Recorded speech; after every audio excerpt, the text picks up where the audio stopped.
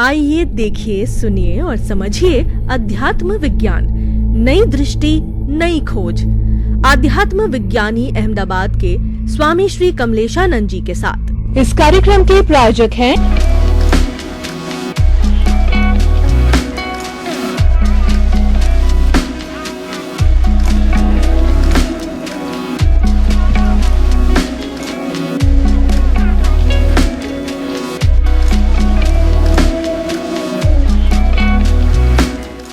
भाई और बहनों, श्रोतागण, दर्शकगण, मातृशक्ति को नमन।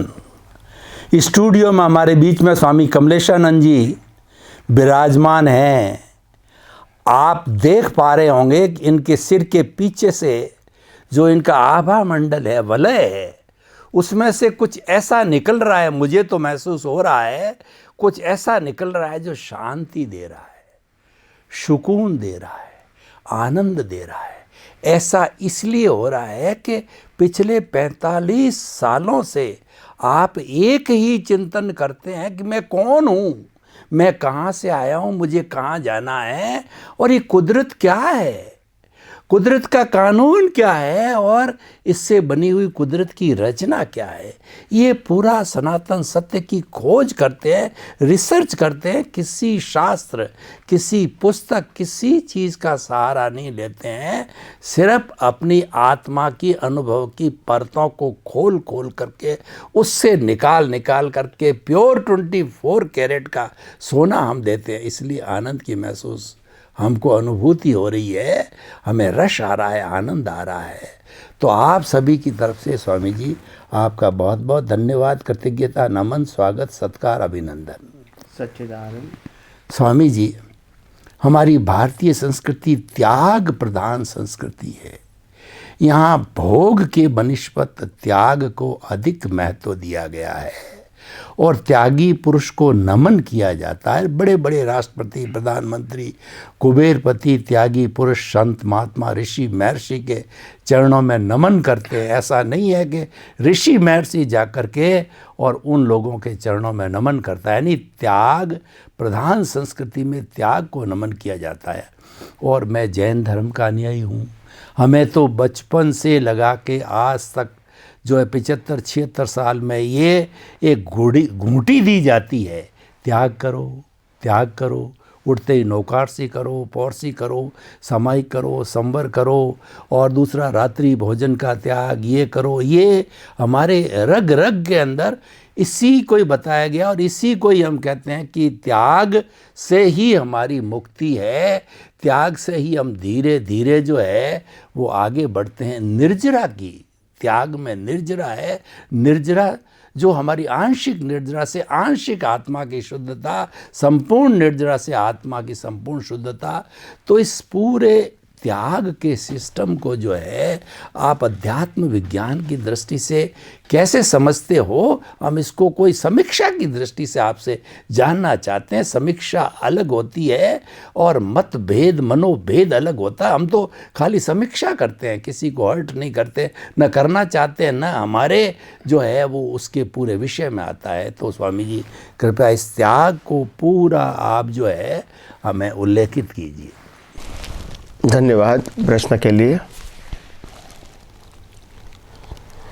सबसे बड़ी बात यह है कि त्याग ये भारतीय संस्कृति में और ख़ास करके धर्म के मार्ग में उनका बहुत महत्व है।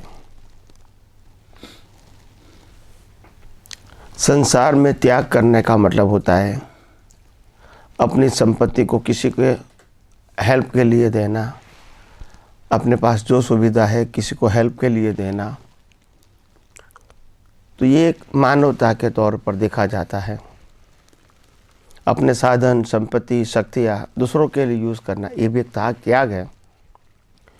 और धार्मिक लोग जो त्याग करते हैं, घर, परिवार, सत्ता, संपत्ति, संबंध और साधन का जो त्याग करते हैं, एक मुक्ति की साधना के लिए करते हैं, ऐसा हमारे समाज में माना गया है, बताया गया है।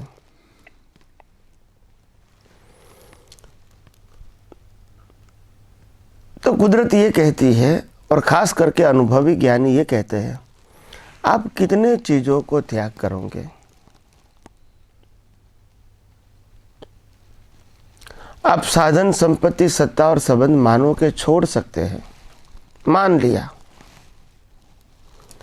मगर आप जिस पद के ऊपर बैठे हैं उस पद के ऊपर आपको मंदिर बनाना है तो पैसा चाहिए। किसका त्याग करोगे? आपको रहना है, धार्मिक प्रवचन करना है, संस्था बनानी है, पैसा चाहिए।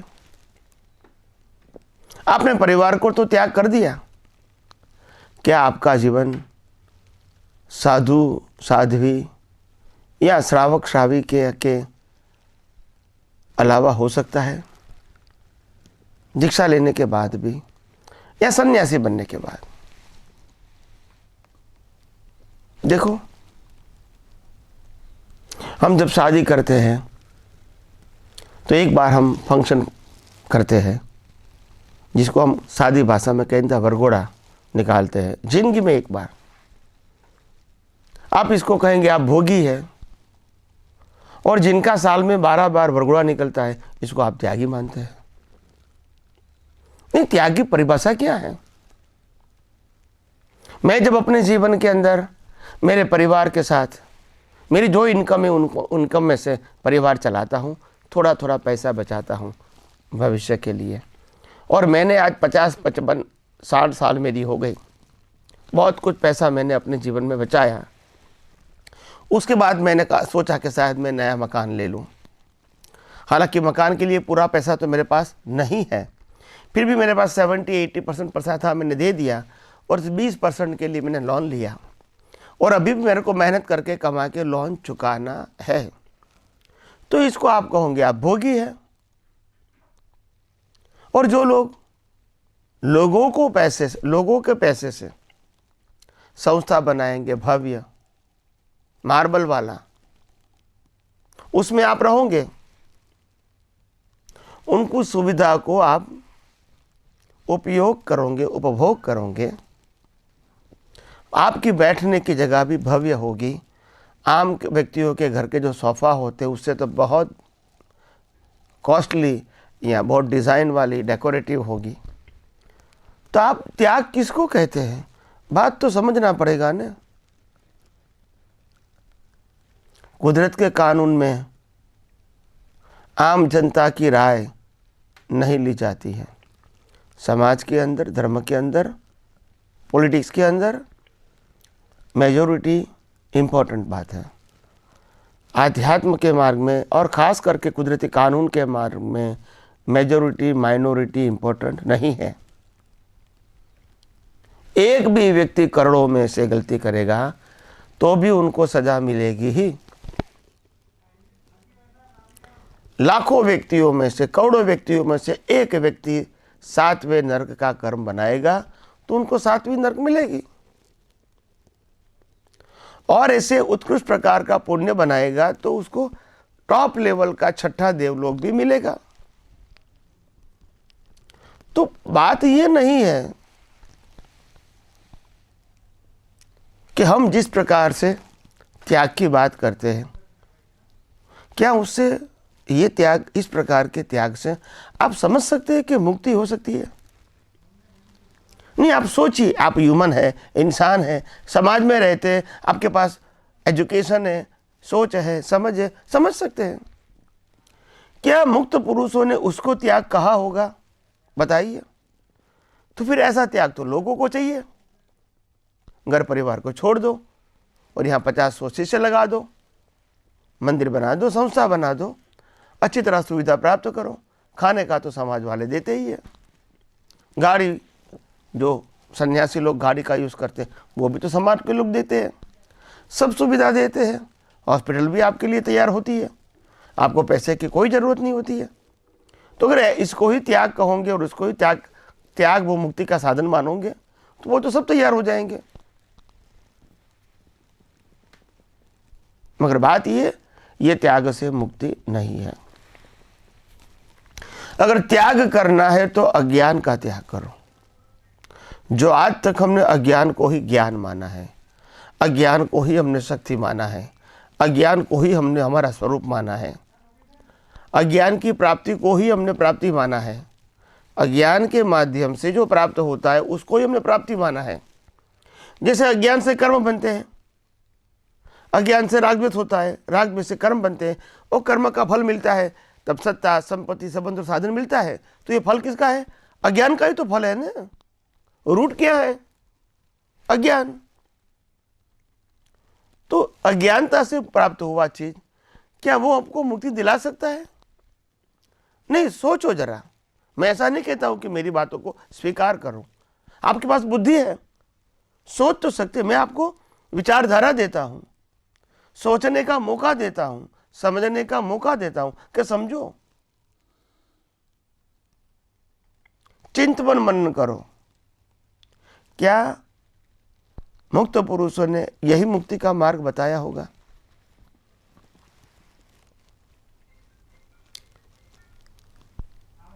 जो तीर्थंकर लोग और केवल ज्ञानी घर परिवार सब कुछ छोड़ देता है अपने उदय कर्म के अधीन, क्या वो छोड़ करके इस प्रकार की सुविधाओं को प्राप्त करने के लिए त्याग करते हैं? सोचो जरा। तो ये त्याग से मुक्ति नहीं है। अज्ञान का त्याग करना चाहिए। और केवल ज्ञानी कहो, तीर्थंकर भगवान कहो या अनुभवी ज्ञानी पुरुष कहो, सभी ने अज्ञान का त्याग किया। और अज्ञान अंदर है, बाहर नहीं है। सभी महान पुरुष कहो, राम कृष्ण महावीर, ऐसे बहुत सारे अनुभवी ज्ञानी समय समय पे होते हैं और चले जाते हैं। क्या सबने घर परिवार छोड़ा उसके बाद ही उसको ज्ञान हुआ? ये जरूरी है? नहीं है। हाँ, मगर आध्यात्म के मार्ग में, मुक्ति के मार्ग में आगे बढ़ना है, अज्ञान का त्याग करना कंपलसरी है। अज्ञान के साथ सनातन सत्य के मुक्ति के मार्ग में आगे बढ़ना असंभव है। और अज्ञान अंदर की बात है, बाहर की बात नहीं है। तो इसीलिए हमको सही बातों को तो समझना ही पड़ेगा। गोल गोल बातें, रिलेटिव सत्य की बातें काम में नहीं आएगी। तो इसीलिए अज्ञान का त्याग का मतलब होता है मैं शरीर हूँ, मैं शरीर को चलाने वाला हूँ, शरीर जो भुगतान करता है वो मैं भुगतान करता हूँ, शरीर ने जो प्राप्त किया वो मैंने प्राप्त किया, शरीर ने जो लॉस किया वो मैंने किया। इसी अज्ञान को तो त्यागना पड़ेगा। यही तो राग द्वेष का कारण है। तो ये अज्ञान को त्याग करने के लिए हमने आध्यात्म मार्ग आप सबको बताया है कि मैं मन वचन काया से मुक्त, चेतन, अविनाशी और अनंत शक्तियों वाला ऐसा मैं शुद्ध आत्मा हूँ। और मेरे अलावा ये मन वचन काया और 5 इंद्रिय ज्ञानेंद्रियों से अनुभव में आती पूरी सृष्टि को अगर आप कुदरती कानून और कुदरती रचना के रूप में देखोगे तो मैं समझता हूँ आपके जीवन में जो कुछ भी अज्ञान है, जो रिलेटिव सत्य के ऊपर आधारित है, जो संसार को बढ़ाने में सहायक है, ये सब अज्ञान धीरे धीरे करके समाप्त हो जाएगा। तो मेरा कहने का मतलब है अज्ञान का त्याग ही मुक्ति के मार्ग का साधन हो सकता है। भौतिक चीज़ों का त्याग वो मुक्ति का मार्ग का साधन नहीं हो सकता है, मगर पुण्य का साधन जरूर हो सकता है। तो आइए हम सब यही आध्यात्म विज्ञान को और गहराइयों से समझने की कोशिश करें और अपनी दृष्टि को और निर्मल, पवित्र और परफेक्ट बनाएं। जय सच्चिदानंद। स्वामी जी, आपका बहुत बहुत धन्यवाद त्याग की सुस्पष्ट परिभाषा के लिए कि मन वचन काया से जो कुछ भी क्रिया होती है वह मात्र भुगतान है।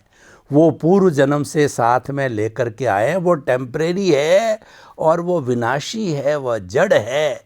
लेकिन अगर सच्चा त्याग करना है तो अज्ञान को करो, क्योंकि बंधन में डालने वाला अज्ञान है। तो हम अज्ञान का त्याग करेंगे तो हम अपने स्वरूप की प्राप्ति कर सकते हैं। हम जो है, हमारा जो मूल आत्मा है, मन वचन काया से मुक्त ऐसा मैं शुद्ध आत्मा हूँ, इसको हम प्राप्त कर सकते हैं। तो आपके अनुसार सच्चा त्याग जो है वो अज्ञान का त्याग है, और भौतिक चीज़ों का मन वचन काया से जो भी त्याग किया जाता है ये पुण्य पाप बंधन का कारण तो बन सकता, लेकिन फिर वही पुण्य पाप संसार में भटकाएगा। मुक्ति जाना है तो आप अज्ञान का त्याग करो, और अज्ञान भीतर का विषय है, बाहर में अज्ञान नहीं दिखाई देता। बहुत बहुत धन्यवाद स्वामी जी आपका।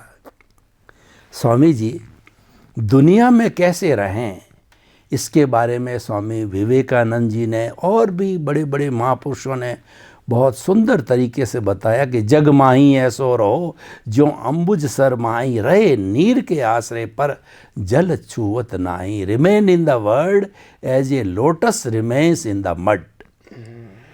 तो उन्होंने ये एक विदेह की अवधारणा दी कि देह में रहते हुए भी देह का अनुभव न करके आप अगर जीवन जियोगे, निर्लिप्तता का जीवन जियोगे, जो जन्म से जब से आपके समझ आवे मृत्यु तक, तो आप निर्लिप्त रहोगे, तो आपके कोई कर्म का बंध नहीं होगा। और कर्म का जब बंध नहीं होगा तो निश्चित तौर से आप इसका मतलब मुक्ति की ओर बढ़ रहे हैं। तो अध्यात्म विज्ञान की दृष्टि से जो विदेह की अवधारणा है, कमलवत जीवन की अवधारणा है, ये थोड़ा कृपया स्पष्ट कीजिए ताकि अच्छी तरह से सनातन सत्य के माध्यम से भी समझ में आ जाए। प्रश्न के लिए धन्यवाद। ये जो संसार हमारा है और संसार के प्रति जो हमारी अवधारणा है, ये हमारी जो दृष्टि है हमको पूरी बदलनी पड़ेगी। दुनिया के लोग जिस प्रकार से दुनिया को देख रहे हैं, सोच रहे हैं, जान रहे हैं, मान रहे हैं, वैसी दुनिया नहीं है। हमको इस दुनिया से अगर मुक्त होना है तो पहले सिंपल बात तो हमको समझनी पड़ेगी, हम अगर मुक्त है तो फिर मुक्तता की अनुभूति क्यों नहीं करते हैं? क्या पति पत्नी मुक्त नहीं है? दोनों का शरीर, दोनों का आत्मा अलग नहीं है? तो मुक्तता की अनुभूति क्यों नहीं कर रहे हैं? क्योंकि उनके बीच कर्मों का बंधन है और कर्म अज्ञानता से बना है। तो हमारे बीच जो बंधन है उनका कारण अज्ञानता है। व्यक्ति नहीं है, आत्मा नहीं है। व्यक्ति तो कर्मों के भुगतान के लिए मिला और आत्मा तो कैटालिस्ट है, उनको रहना ही पड़ता है। तो हमको समझना पड़ेगा कि अगर हम इस समाज में रहकर भी जब हम मुक्ति के मार्ग में आगे बढ़ना चाहते हैं तो कैसे बढ़ेंगे? क्या कोई चमत्कार है? तो चमत्कार जैसी भाषा आध्यात्म में नहीं होती है, व्यवहार समाज में होती है, आध्यात्म जगत में नहीं होती है। तो हमको हर बातों में ये दुनिया का जो सनातन सत्य है वो जितना हम यथार्थ रूप से समझेंगे, इतना हम इस संसार को विदाउट राग द्वेष, विदाउट अज्ञानता, विदाउट क्रोध मान माया लोभ, विदाउट कर्म डाइल्यूट कर पाएंगे। निर्जरा, संवर्ग के साथ निर्जरा कर पाएंगे। अगर हमारे पास अज्ञान होता है तो बंध के साथ निर्जरा होगी। निर्जरा तो होगी मगर वो बंध के साथ होगी। कई लोग कहते हैं कि हम अपना जीवन जो व्यतीत कर रहे हैं वो अपनी मर्जी से कर रहे हैं, अपनी इच्छा से कर रहे हैं। बात सही नहीं है।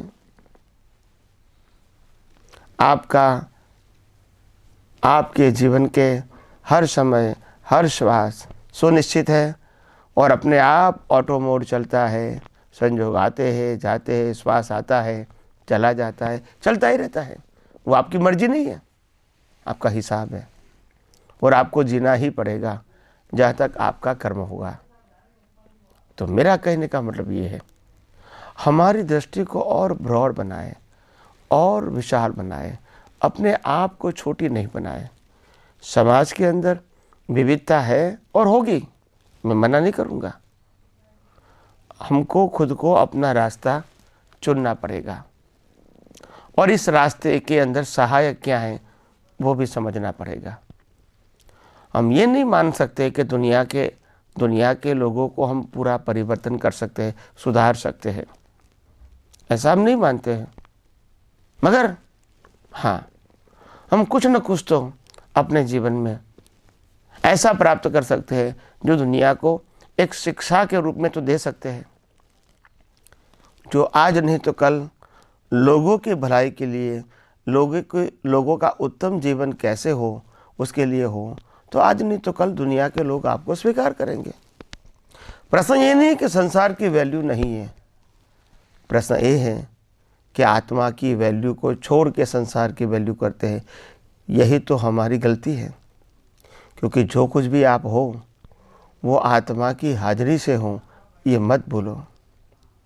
और हम बार बार अपनी प्रकृति की, शरीर की, संपत्ति की, संबंधों की, साधनों की, सत्ता की और अपने ज्ञान की, डिग्री की, अपने स्टेटस की बार बार वैल्यू करते हैं।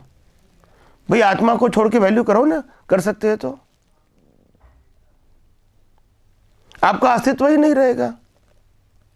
तो बात तो समझनी पड़ेगी ना, हम कौन से रास्ते पर जा रहे हैं। तो इसीलिए आध्यात्म विज्ञान बार बार आपको जागृत करता है कि अगर आपको मुक्ति के मार्ग में आगे जाना है तो सनातन सत्य को समझना पड़ेगा। और सनातन सत्य हमारा तुम्हारा नहीं है, सनातन सत्य द्वंद्व नहीं है, सनातन सत्य किसी ने बनाया नहीं है, सनातन सत्य कोई बदल नहीं सकता है। सनातन सत्य तो था, है और रहेगा, और वो कुदरती कानून के ऊपर आधारित है।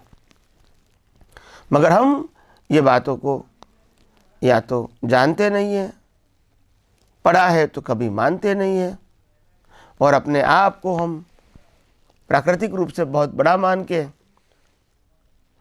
अपनी ही दृष्टि को हम अपरिपक्व साबित करते हैं। तो इसीलिए मेरा मानना है, हम अपने जीवन के अंदर अगर ये दुनिया की, कई लोग कहते हैं कि स्वामी जी दुनिया की सच्चाई को जानने की क्या ज़रूरत है। मैंने कहा दुनिया की सच्चाई तो इसीलिए जानना है ताकि हम व्यक्ति के ऊपर या अपने मन वचन काया के ऊपर ब्लेम और क्लेम नहीं करें कि मैंने अच्छा किया, मैंने अच्छा बोला, मैंने अच्छा विचार किया, मैंने गलत किया, वो भी नहीं सोचे, और दूसरे व्यक्ति के लिए भी ये ना सोचे। तो ये सनातन सत्य समझोगे तब मालूम होगा ना कि ये मेरा मन वचन काया या विश्व के कोई भी व्यक्ति के मन वचन काया कुदरती रचना है। किसी के पास श्वास लेने तक के फ्रीडम नहीं है। तो आइए हम सब यही आध्यात्म विज्ञान को और गौर दृष्टि से समझने की कोशिश करें और अपने जीवन को आध्यात्म के मार्ग में और आगे बढ़ाएं। यही मेरी आप सबको मंगल कामना है, शुभकामना है। जय सच्चिदानंद। स्वामी जी आपका बहुत बहुत धन्यवाद। आपने कितनी सुस्पष्ट व्याख्या की कि संवर और निर्जरा, ये भगवान महावीर ने दो धर्म बताए कि निर्जरा का अर्थ होता है कि जो हमारे साथ में कर्म रज, हमारे साथ जो कर्म जुड़े हुए हैं उनका आत्मा से अलग होना, कर्म शरीर से अलग होना, ये निर्जरा है। और संवर का अर्थ होता है कि हमारे जो अज्ञान है उसको नाश करना। तो हर संवर के साथ निर्जरा होती ही है। ये एक बहुत सुंदर कॉन्सेप्ट आपने दिया। और निर्जरा अलग से भी होती है, सकाम निर्जरा, अकाम निर्जरा, दो तरह की होती है। तो आपने सारा ये बताया कि संसार को जानना इसीलिए आवश्यक है कि संसार को जानने से ही हमारे जो मूल जो सिद्धांत है कि कुदरत, कुदरती रचना और कुदरत का कानून भी संसार ही है।